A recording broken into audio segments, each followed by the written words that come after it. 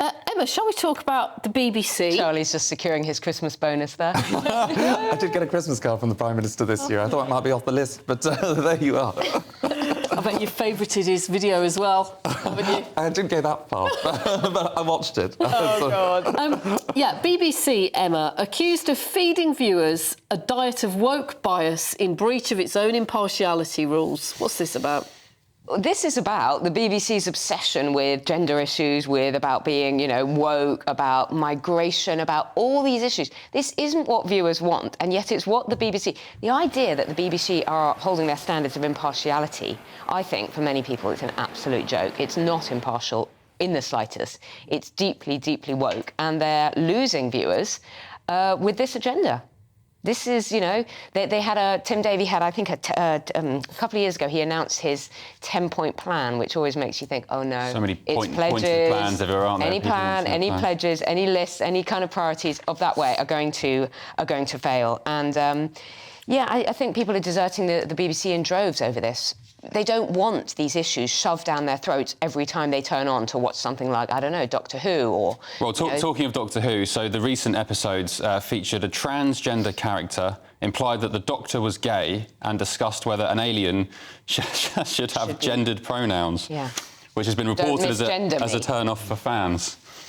Yeah, I think it's an interesting one. Look, I am a supporter of the BBC. I think there is a role for the BBC because it goes back to its fundamental principles. Well, it should go back to its fundamental principles of just being able to inform, educate and entertain.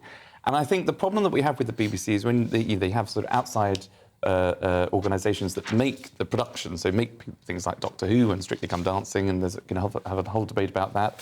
The news agenda, their news network, is something very separate to that, and whether there's impartiality amongst newsreaders and people that they employ, such as Gary Lineker, and the contracts that they have for particular talent. But then there's also the BBC News Online, which is run by, obviously, a different head of department, where the online content does seem to be extremely questioned about some of the headlines that it puts out there in terms of wokery, which isn't giving people the facts. So there is a huge question about the BBC's management in organisation and ensuring consistency in impartiality, as well as making sure that it can do what it says for people that obviously pay the licence fee, which is to just inform, educate and entertain. Some people, Emma, would say this is all a bit melodramatic when you think of how many hours of programmes the BBC put out. We're just talking about a few shows here. When you put that up against the hours of... We are just talking about a few shows because they're sort of exceptional examples and recent sort of an obsession with slavery and all of that kind of stuff.